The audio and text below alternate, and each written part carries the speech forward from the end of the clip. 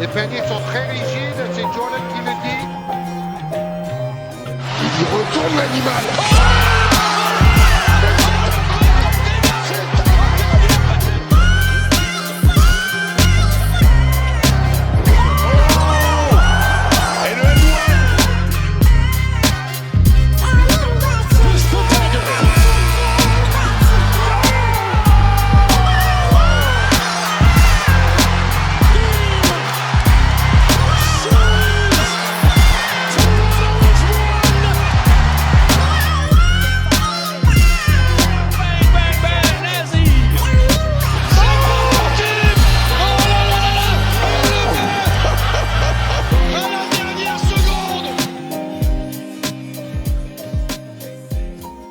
Bonjour à tous, très content de vous retrouver aujourd'hui pour une nouvelle vidéo.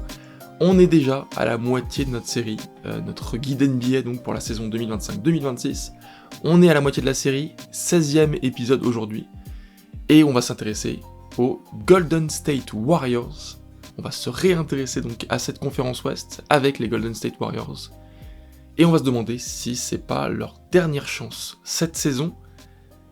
On est sur une franchise qui a une grande histoire en NBA, l'une des plus vieilles de la NBA, née en 1946, tout comme les Knicks, tout comme les Celtics. Mais à la différence de ces deux dernières franchises, c'est la seule qui est née cette année-là et qui a changé entre-temps de ville, puisqu'à la base on était à Philadelphie, donc c'était les Philadelphia Warriors, maintenant c'est les Sixers dont on a parlé il y a quelques jours. Et donc ces Philadelphia Warriors, ils sont ensuite, aller à San Francisco, donc avant d'aller à Oakland, qui est juste à côté, puis de retourner à San Francisco. Et ils ont connu des très grands joueurs dans l'histoire de la NBA, évidemment Wilt Chamberlain, qui a battu tous les records, mais aussi, un peu plus tard, Chris Mullin, le numéro 17 qu'on voit tout à gauche de l'image, avant la très très grande ère, presque la dynastie, même c'est pas presque, la dynastie, des Warriors qu'on connaît aujourd'hui qui s'éteint petit à petit parce que sur ce Big Four qu'on voit tout en bas à droite de l'image, il en reste plus que 2 aujourd'hui. On a évidemment connu ces Warriors avec leur titre en 2015, en 2016 aussi et en 2018 avec un Stephen Curry incroyable qui a emmené ces Warriors très très loin à chaque fois, et avec aussi un Kevin Durant pendant quelques saisons avant sa blessure en 2019. Il y avait aussi Draymond Green aussi, qui est toujours là, et André Iguodala, qui est là aussi, qui était MVP des finales, alors je sais plus si c'était en 2015 ou 2016, mais qui a été MVP des finales, je crois que c'était du coup 2015, parce qu'il n'y avait pas encore Kevin Durant. Et voilà, une franchise incroyable ces dernières saisons, qui a réussi à reconquérir un titre, c'était presque le plus incroyable, en 2022, face à mes Boston Celtics. Mais voilà, une franchise qui est admirable par son abnégation. Et cette année, on peut se demander si c'est pas leur dernière chance. Donc, on a eu une saison l'année dernière qui était franchement plutôt bonne, qui a mal commencé. Par contre, moi je les avais mis, je crois, 10e de mes pronos la saison passée. Je me suis quand même pas mal trompé, même si au début c'était plutôt ça quand même. Mais en cours de saison, il y a eu l'arrivée de cet homme, Jimmy Butler, qu'on voit à gauche de l'image.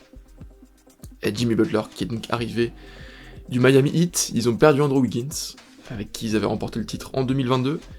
Mais ils ont gagné un super Jimmy Butler, qui est un peu vieux quand même, mais qui a fait un très bon taf, surtout en fin de saison. Ils ont eu un run assez incroyable en fin de saison. Et ils ont fini à 48 victoires, 34 défaites, 7ème à l'ouest. C'est juste la place pour ne pas se qualifier directement en play-off, mais pour se qualifier au play-in. Et ils ont gagné au premier tour du play-in en battant les Grizzlies.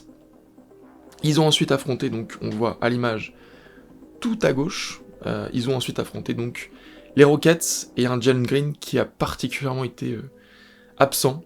On le voit sur l'image et on l'a aussi vu pendant une série de 5 ou 6 matchs, je sais plus, 5 matchs je crois, et qui a vu d'ailleurs le départ de Jalen Green. On en reparlera un peu plus tard dans les prochaines vidéos. Et ces Warriors donc qui vont accéder au deuxième tour, où ils ont affronté les Minnesota Timberwolves, et une série qu'ils ont perdu donc 4-1 face à un très très bon Anthony Edwards, une série dont j'ai pas été très très fan. Mais en tout cas, ces Warriors, ils m'ont pas mal surpris quand même l'an passé. Même s'ils ont des stats assez moyennes en NBA, il y a des stats qui sont bonnes pour le coup. 4e en termes de passes décisives, je crois que c'est la meilleure de toutes leurs stats. 4e aussi en termes d'interception, 5e en termes de rebond offensif.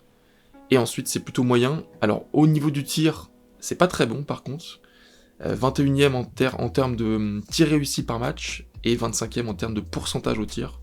Pas excellent pour ces Warriors, qui, cette saison, ont pas non plus misé grandement sur la jeunesse, même s'il y a aussi pas mal de jeunes qui arrivent, et qu'on a vu exploser l'an passé, et l'année précédente aussi. Il y a évidemment toujours Steve Kerr, l'ancien, un coach que je respecte tellement, qui est incroyable. Et il y a ensuite un 5 majeur qui, a priori, ne va pas changer. C'est pas sûr pour le poste 5, mais en tout cas, Stephen Curry, poste 1, ça c'est une certitude. Il n'y a pas trop de doute là-dessus, je crois. Bud Hield, poste 2, je pense que ce sera lui. Sinon, pourquoi pas Podziemski. Poste 3, Jimmy Butler, ça paraît évident. Poste 4, Draymond Green. Et j'ai mis poste 5, Quinton Post, qu'on a vu la saison passée, qui était franchement pas mal. Il pourrait y avoir Draymond Green en poste 5 et Kuminga en 4, mais Green quand même en poste 5, moi je trouve ça un peu faible au niveau de la taille, même si évidemment c'est un super défenseur, qui commence un peu à vieillir quand même, tout comme Curry, tout comme Butler. Et il y a aussi d'autres joueurs qui sont restés, donc on a parlé de Kuminga, très très bon joueur, très très gros talent de cette équipe.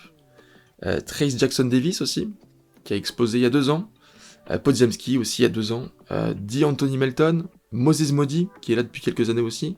Gary Payton, the second, le fils de Gary Payton, le très grand meneur des Supersonics. Trevian Kinsey aussi, et Guy Santos, qu'on a vu plutôt bon pour le coup l'an passé, le Brésilien. Et il y a eu quelques arrivées aussi cet été. 2 draftés. Alors je crois que LJ Cryer s'était pas drafté par les Warriors. En revanche, Will Richards, lui, s'était drafté par les Warriors. Ou je sais plus s'il était pas drafté, mais en tout cas récupéré par les Warriors après. Et il y a aussi 3 autres arrivés, notamment Seth Curry, donc le frère de Stephen Curry, et fils de Del Curry aussi, et qui va donc rejouer dans cette équipe, enfin jouer dans cette équipe plutôt, parce que je crois de mémoire qu'il a jamais joué avec son frère, il me semble en tout cas, c'est la première saison, même si son niveau a baissé au cours des dernières saisons. Et on a aussi l'arrivée de Marques Bolden donc au poste 5, et surtout de Al Horford, ça c'était il y a quelques jours que ça s'est passé, le Al Horford, qui avait permis aussi aux Celtics de gagner un titre en 2024 maintenant. J'étais triste qu'il re-signe pas avec les Celtics, mais je suis content qu'il re-signe avec une équipe comme les Warriors, qui est une bonne équipe, et qui est une franchise que j'aime beaucoup. Peut-être ma 2e franchise préférée après les Celtics. Et voilà, je suis très content pour lui, il commence un peu à vieillir, c'est le moins qu'on puisse dire, et je sais pas si c'est sa dernière saison, mais en tout cas, ça serait une belle franchise pour prendre sa retraite, avec laquelle prendre sa retraite plutôt. Et voilà, une équipe qui a quand même pas mal de joueurs expérimentés, mais aussi des joueurs jeunes, Kuminga, Guy Santos, Quinton Post, Trace Jackson Davis, Podziemski, même Moses Moody. Il y a pas mal de bons jeunes joueurs, de bons jeunes talents, mais il y a aussi beaucoup de joueurs expérimentés qui sont les joueurs confirmés de cette équipe, évidemment Stephen Curry, Draymond Green, Jimmy Butler, Al Horford évidemment, et cette équipe, elle a une sorte de mélange entre une grande expérience et une grande jeunesse. C'est assez particulier, il y a peu d'équipes qui sont dans ce cas de figure-là, et c'est le cas des Warriors depuis 2 saisons, on va dire, où ils essayent vraiment, on sent, de reconstruire quelque chose d'autre, l'après-Curry. Ils essaient de construire l'après-Curry. Et pour le moment, ça marche plutôt bien parce que moi je les voyais sortir du play-in petit à petit, et finalement, ils restent plutôt pas mal dans cette zone-là de 6-7e équipe dans la conférence Ouest, qui est une grosse conférence quand même, donc chapeau à eux. Et ils ont un joueur que j'attends beaucoup cette saison, c'est le Congolais, donc Jonathan Kuminga, à 15 points la saison dernière. Peut-être le défaut de cette saison, c'est qu'il était à 45% au tir, sa plus faible saison je crois au pourcentage de tir. c'est assez faible pour un poste 4 quand même, surtout un joueur qui dunk beaucoup, même si il tente de plus en plus de tirer à mi-distance, à 3 points. Mais voilà, c'est un super talent de cette équipe des Warriors, et c'est un joueur que j'attends beaucoup cette saison, parce que dans un effectif où il y a de la place, franchement il y a de la place, parce que Draymond Green commence à vieillir, à l'intérieur, il y a vraiment de la place à prendre, je trouve. Marcus Bolden aussi va pouvoir prendre de la place. Quinton Post aussi, ça va être une saison décisive pour lui. Guy Santos, enfin il y en a plein. Évidemment qu'on pourra suivre Podziemski aussi, que j'aime beaucoup. Mais voilà, Kuminga, on attend qu'il explose vraiment. Je l'attends peut-être pas à 20 points, mais en tout cas un peu plus que 15 points encore. C'est vraiment un joueur qui peut bien se développer et être, pourquoi pas, dans cette franchise ou dans une autre, un 2e ou 3e choix. Je pense un 3e choix. Un peu comme l'était Eric Gordon aux Nuggets, et il est toujours d'ailleurs Eric Gordon aux Nuggets quand ils ont gagné le titre en 2023. Et moi j'attends Jonathan Kuminga à ce niveau-là. Voilà, j'ai hâte de voir ce que ça va donner. Au niveau de la projection de ce que j'attends pour cette équipe, c'est assez compliqué parce que c'est très très très serré quand même, surtout en milieu de tableau de cette conférence Ouest. Je les attends pas spécialement à être qualifiés direct pour les playoffs, ou alors peut-être à la 5e ou 6e place, mais je trouverais ça un peu juste quand même. Je les attends pas non plus à se qualifier, enfin à ne pas se qualifier du tout, même pour le play-in. Pour moi c'est quand même un peu meilleur que ça. Moi je les attends à se qualifier au play-in. Pour le moment on n'a encore parlé d'aucune équipe qui se qualifierait pour le play-in. Je sais pas si on peut parler d'ailleurs de se qualifier pour le play-in, mais bref. Je les attends à la 8e place. Pour moi, c'est un bon équilibre pour cette équipe qui peut, en cas de blessure d'un de ses gros joueurs, ce qui pourrait arriver pour le coup, hein, on n'est pas à l'abri, surtout que c'est des joueurs qui commencent à vieillir, et pourrait faire une saison en demi-teinte, et en même temps, elle pourrait faire une très belle saison aussi. Mais on a l'impression qu'aussi, c'est la dernière chance pour ces Warriors que, après ça, il n'y aura plus beaucoup d'occasions d'aller chercher un titre ou d'aller chercher une finale de conf. Donc voilà, j'attends ces Warriors à la 8e place. Pour moi, ça peut pas spécialement rêver plus haut. Dites-moi ce que vous en pensez en commentaire, je serais ravi de le savoir pour le coup, parce que ça me paraît assez compliqué de les pronostiquer. Dites-moi ce que vous en pensez, si vous le souhaitez bien sûr. Si vous le souhaitez, vous pouvez aussi mettre un pouce bleu à cette vidéo, ça me ferait énormément plaisir. Ou vous abonner à la chaîne pour ne pas manquer les prochaines vidéos, puisque demain, on continue à parler de NBA, on continue à parler de cette conférence Ouest, pour donc notre guide NBA de la saison 2025-2026. Et d'ici là, moi je vous dis à très vite.